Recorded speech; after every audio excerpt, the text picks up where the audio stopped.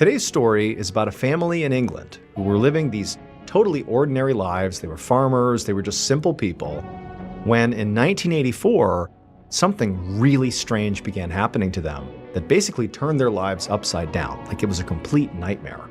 In fact, in many ways, it was almost like they were living the plot of a crazy detective novel, except it was real. But before we get into today's story, if you're a fan of the strange, dark, and mysterious delivered in story format, then you've come to the right place, because that's all we do, and we upload 2, 3, even 4 times every week. So if that's of interest to you, please buy the like button a dozen jelly donuts. But don't tell them you've secretly removed all the jelly. Also, please subscribe to our channel and turn on all notifications so you don't miss any of our weekly uploads. Okay, let's get into today's story.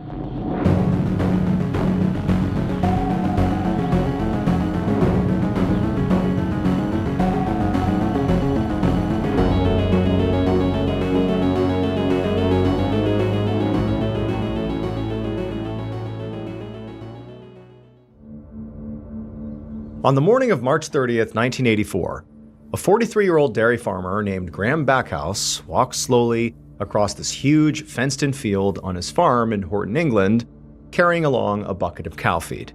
And Graham, like usual, was exhausted from all the endless daily chores on this farm that he was in charge of. 5 years ago, his father had died and he had inherited this farm, and so now he was, taking over this massive property with all these animals and all these just daily chores. It was backbreaking work. And so it was like every day was a slog, just like today.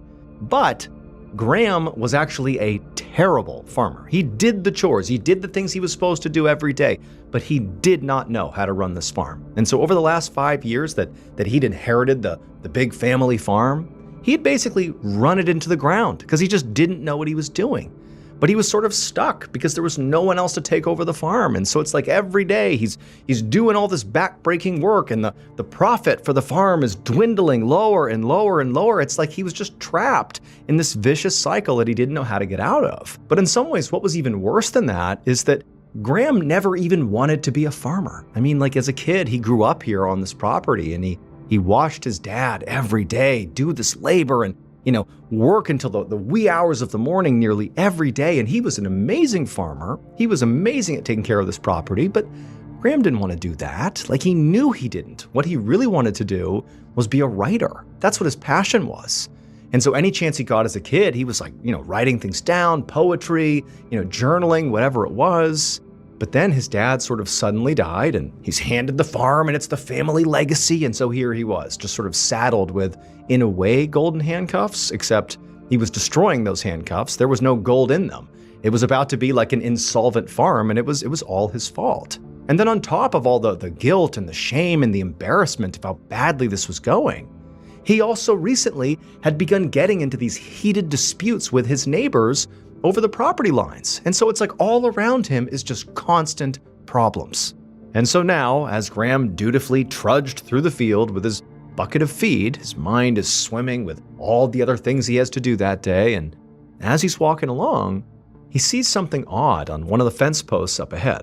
And as he got closer to it, he began to hear this really loud buzzing of lots of flies in the area. And then finally, when he got up to the fence post, he saw why the flies were here. Because on the fence post, the thing he saw was a severed lamb's head, and the flies were swarming all around it. And then before Graham could process why this lamb's head was here, which immediately appeared to be intentional. It didn't seem like a lamb had somehow gotten trapped here or something, like somebody took this head and put it here. He's sort of looking around, and he sees taped to the fence right nearby is this piece of paper with a message on it. And it was basically in all capital letters, and even from a distance, he could have been able to read it. And it just said, "You next."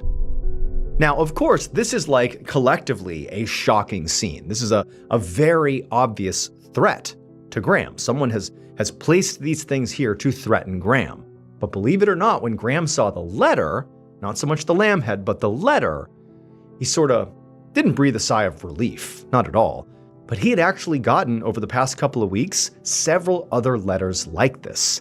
So this is just a continuation of something that's been going on here. The animal head that was new. That was a clear escalation here, but the letters, that had been happening. The notes had started around the end of the previous month when one had arrived at his house by mail, which had just directly threatened Graham. And then he and his wife had gotten even more messages after that, and all of them were threatening to hurt Graham and also his family. Now, Graham had gone to the police and told them, and they had said, do you know anyone that might want to hurt you guys? Do you have any enemies or anything? And Graham, he wanted to say, oh no, definitely not, but realistically, he knew probably over the course of his life in this small town, Horton is like this really small village, there was a good chance that he might have made some people mad somewhere along the lines. He wasn't perfect. But in his mind, he basically got along with everyone, and so he said, no, I don't think so. But the police, after getting Graham's statement, they didn't really do any investigating. From what Graham knew, they basically had just filed a report and called it a day. But now, as Graham is standing here by his fence and there's this animal head here, again, this is like a clear escalation. It's no longer just notes. We now have a dead animal involved. This is like a real threat. So Graham, at this point, is mad, feeling like the police really let him down, and he ripped the note off the fence and he headed back to his house to call the police again. 10 days later, on the morning of April 9th, 1984, Graham was inside one of his barns and he was milking a cow, and he had the radio on and the music turned all the way up as he worked. Graham, 10 days before, had called the police and told them about the severed lamb head and the note, and at this point they said that they would actually start an investigation. But Graham had not heard anything from them since they said that. But at the same time, he also hadn't gotten any other threatening notes since. So even though Graham didn't feel like whatever was going on was over, he still felt like, he and his family did need to find a way to just, try to live their lives like normal, because what else could they really do? And so today was just going to be a day where he and his family just tried to go about their business as they normally would. The kids were at school, and Margaret, his wife, had some errands to do in town, and Graham was on milking duty. And today, the cows were really lively, and so they're mooing constantly, and the music that Graham's playing is really loud, so the barn is just full of noise. In fact, it was so noisy that Graham didn't hear the barn doors open up behind him. However, he did hear voices suddenly begin shouting inside the barn, and he turned around just as two locals that he recognized from his village charged into the barn, waving their arms frantically at him, telling him something. And so Graham, he lunges and turns off his radio, and he turns to these locals and he said, what's going on?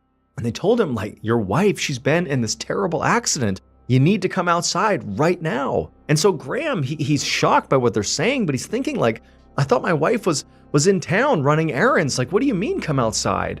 And so he jumps up and he runs with the locals outside, and he looks towards his house, the farmhouse, and he sees there's all this gray smoke curling up into the air. And so Graham sprints to his house, he runs around to the backside where the driveway is, where the smoke appears to be coming from, and as he turns the corner, he sees his car, and it's damaged in some way, and the smoke is definitely coming off the car. And he turns the corner fully and he looks onto his front yard, and there, laying there in a bloody heap, is his wife. And so Graham, he's just so shocked for a second, he's paralyzed. And then he turns and he screams at the other two, the locals who had just told him about the accident. He yells for them to call the police, and then he runs for his wife.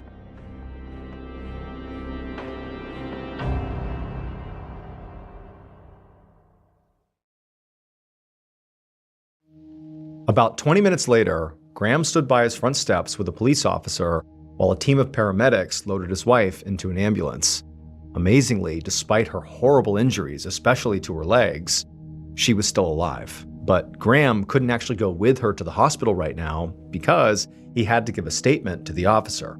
Because it would turn out there had been a bomb underneath one of the car seats in the car Graham's wife was driving that had detonated, and it nearly killed his wife. And so now they needed to figure out how the heck this happened, and so Graham needed to give a statement while the bomb squad, which was swarming his property, looked everywhere to make sure there weren't more bombs here. And so, of course, Graham at this point is shocked. He's so worried about his wife. He doesn't really know the state of her injuries. She was just kind of whisked away and he wasn't allowed to go with her. And so his mind is very occupied with his wife, but then also there was a part of him that was just furious. Like he had told the police about these threats to him and his family that had only really been escalating over the past several weeks.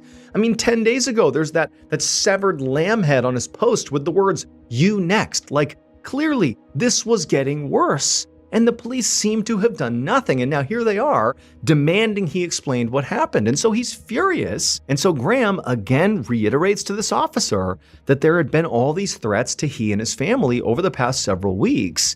And really, it seemed like the threats had been directed at him.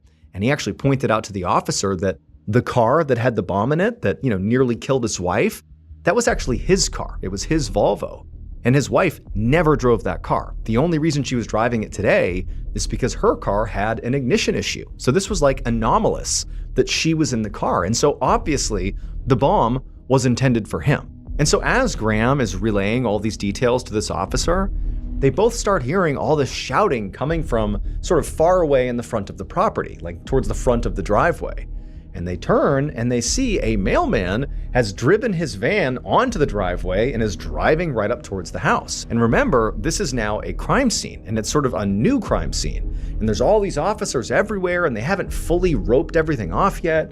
And this van is basically just driving up into the crime scene. And so all the officers down in front are like, whoa, whoa, whoa, stop, stop, stop.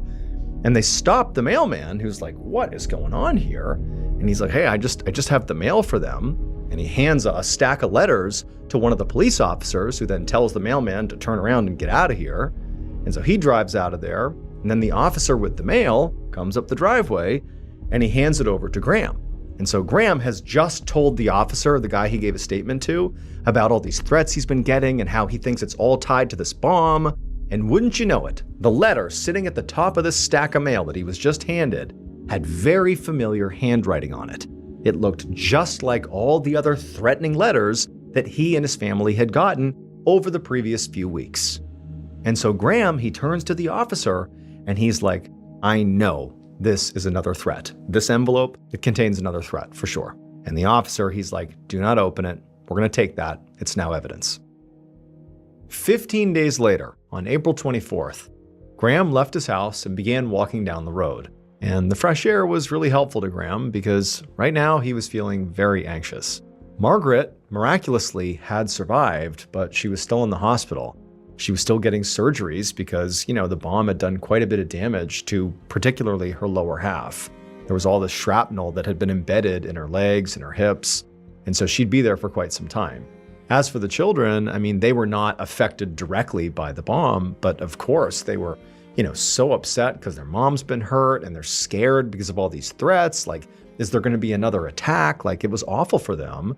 And so Graham, did his best to be strong for them, but it just didn't make sense to have them at the home with him. It was dangerous. They were scared all the time. So he had sent them to stay with his mother, basically to keep them safe and keep them calm and sort of away from him until this whole thing sort of blew over, or whatever this was, until it ended. And so Graham is just stuck at this farm by himself, basically spiraling 24/7. Like, he hates being here. He's always hated this farm. He resented the fact that he had to look after it, and it was just going so badly. And now it's like he has an actual, active threat against him and his family, and his wife's almost been killed. Like, life is just, it couldn't be worse right now. And then on top of that, the police were clearly investigating what happened here and investigating these threats. But so far, Graham had not gotten any answers. Now, immediately following the bombing, for the few days that followed, the police gave Graham and his family around-the-clock physical protection because, again, there's this active threat out there. But after a few days, when nothing else happened, and, it was really, taxing the police to be constantly monitoring this family, they throttled that back and instead just gave Graham a panic button that he could press in case he or his family had some emergency at the property. And so the police are gone and Graham just has this panic button. His wife's at the hospital, his kids are away, and he's just, again, stuck at this farm. And he's just so upset. He's so stressed out.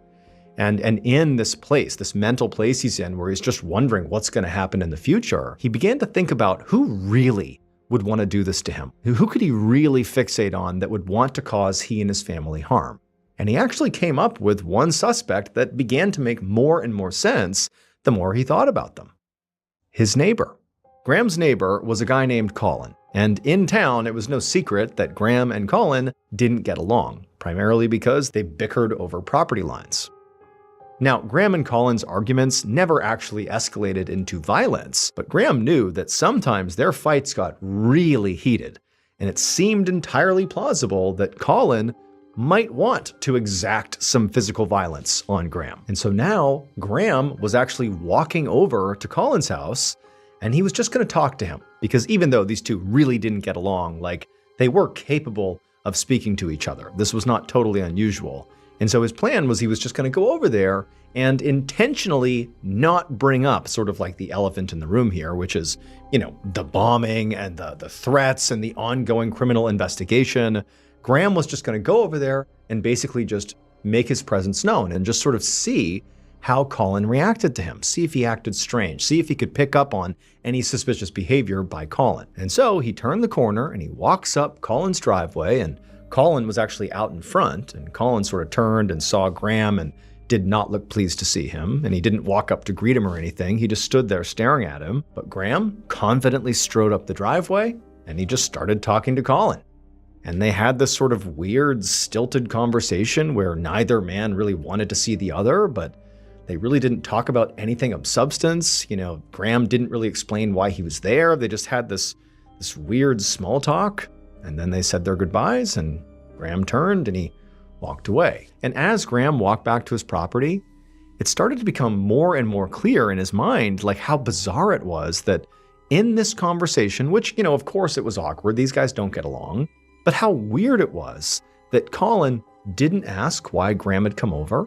He didn't bring up the bombing. He didn't ask about, Graham's wife. He didn't ask about anything. It was like this weird, super neutral conversation. And for Graham, it just made Colin feel that much more suspicious. A few days later, on the night of April 30th, Graham was in his office inside of his farmhouse, staring down at a blank notepad. Graham was trying to write, because that used to be something he loved doing. But, tonight he just couldn't be creative. No arrests had been made in this case. His wife was still at the hospital. His kids are still out with his mom. No progress has been made on this case. He still feels like there's this imminent threat out there. And also, the police had very recently interviewed Colin and nothing came of it. So it just sort of seemed like nothing was going on, but all the problems he had were still very much there. And so as Graham is sitting there feeling terrible, he hears this loud, sudden knocking on his front door. And immediately, Graham's on edge. One, he wasn't expecting visitors, and two, really, generally, he didn't get guests, especially this late at night. And considering everything going on right now and the fact that no arrests have been made, he's fearful, he's paranoid. But, he's here all alone. He can't just ignore the fact that somebody's here. And so very apprehensively, he gets up and he begins making his way out to the front door. When Graham was about to open the door, there was another pounding on the door, like whoever was out there was really eager to talk to him. And so Graham, his pulse is racing, and he grabs the doorknob, he turns it, and he opens it. And the instant he saw who was standing out there, Graham knew he had to turn and run and press that panic button. Just a few minutes later, Detective Superintendent Tom Evans with the local police charged up the walkway of Graham's farmhouse with a team of officers right behind him. Evans was the lead investigator on Graham's case, the entire ongoing, threat and bomb case. And he'd been notified that the panic button that they had installed in the farmhouse had just gone off. So his team was responding to see if, maybe the person or people who were targeting Graham and his family had struck again. When Evans got up to the front door, he tried the handle and found that it was open. So he opened the door and he announced that police were here and they were coming inside, but there was no answer. And so Evans and his team went inside. And pretty much immediately when he stepped inside, he saw a dead body. There was a man laying on his back in the hallway and his chest was covered in blood. However, when Evans approached him, he realized that this was not Graham. This was someone else. This man was much older than Graham. He was in his 60s, and at first he just had no idea who it was. But then after a second, Evans actually recognized him. It was Colin, Graham's neighbor, who they'd actually interviewed fairly recently during their investigation. Colin, in addition to having what appeared to be, one or several gunshot wounds to the chest, was holding a knife in his right fist. Before Evans and his team could take note of anything else here, they began to hear moaning coming from the kitchen. So Evans told a few of his officers to stay with the body, and then Evans and another officer slowly made their way, guns drawn, into the kitchen to see what was going on. And when they turned the corner and looked into the kitchen, it was a bloody mess. There was blood really on everything, chairs, tables overturned, and then lying on the ground in the center of all the chaos, cradling a shotgun, was Graham Backhouse. And Graham was a mess. He was the one who was moaning. He had this just horrible knife wound on his face, and he was bleeding profusely. And he also appeared to have a gash across his chest and also across his stomach. Evans and his partner, they run over to Graham and they kneel down next to him. And, Graham, he's in rough shape, but he's clearly, stable. He can talk. He's in a lot of pain. And Evans asks him, hey, what happened? And Graham, who again, he's in quite a bit of physical pain here. So every time he speaks, he's sort of gritting his teeth. But he was able to explain to Evans that he heard a knock on his door. He opened it up. And there's Colin, his neighbor. And it was unclear what he was doing here. And before long, the two men are getting in this argument. And then Graham said that Colin sort of inexplicably admitted that he was the one who planted the bomb. He was the one who was leaving all these threats. And then Graham, who was about to run and press the panic button, right before he did, he said Colin pulled out a knife and then started chasing after him. And at that point, Graham said he bolted, he grabbed his shotgun, he was able to get a shot off in self-defense, and then he did press the panic button. And he had no idea what happened to Colin, but he figured he was dead.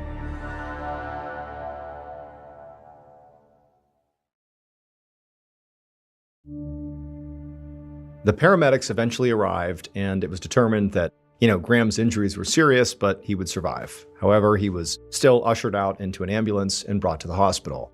And then after Graham was gone, the police once again roped off the farmhouse and began processing the scene, taking pictures of everything and collecting evidence. And then after they were done doing that, the police also went next door to Colin's property and roped that off and searched that as well to look for evidence.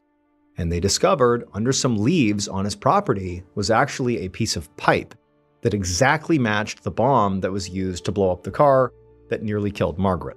So at this point, it seemed extremely likely that Colin really was the bomber.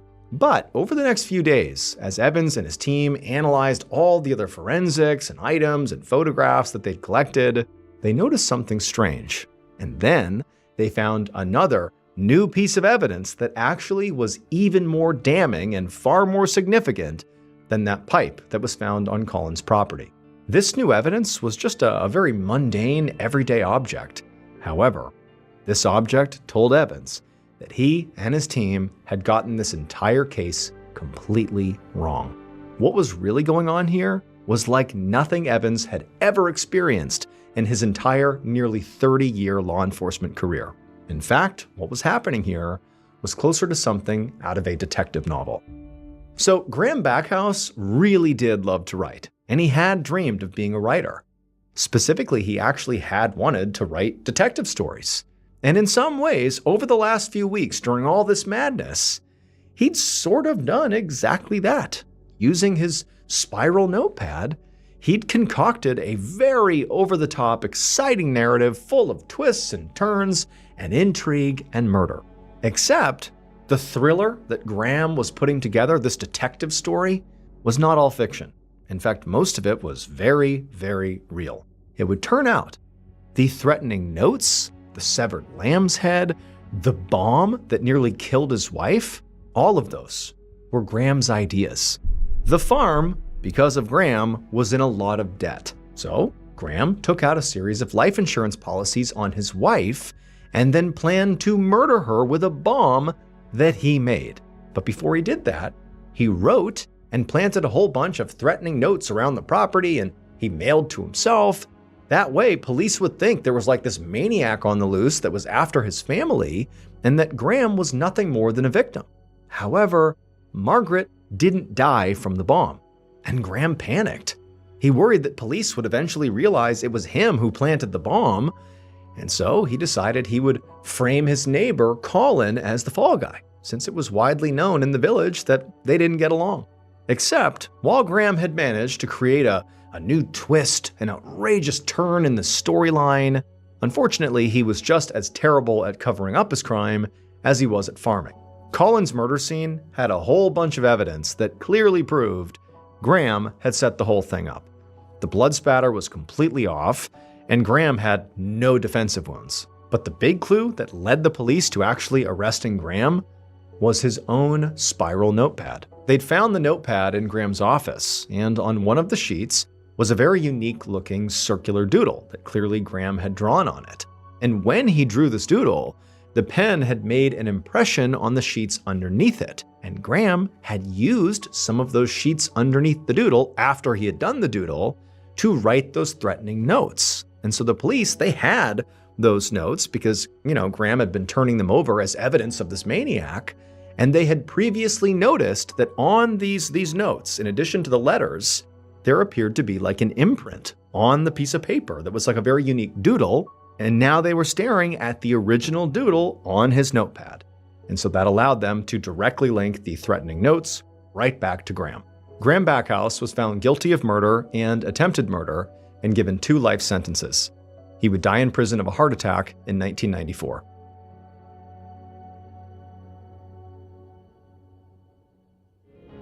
Thank you so much for watching today's episode. Let me know what you thought of it in the comments below. And remember, we have a whole playlist of Places You Can't Go episodes ready for you to binge right now. So go ahead and click here and give them a watch. All right, until next time, see ya.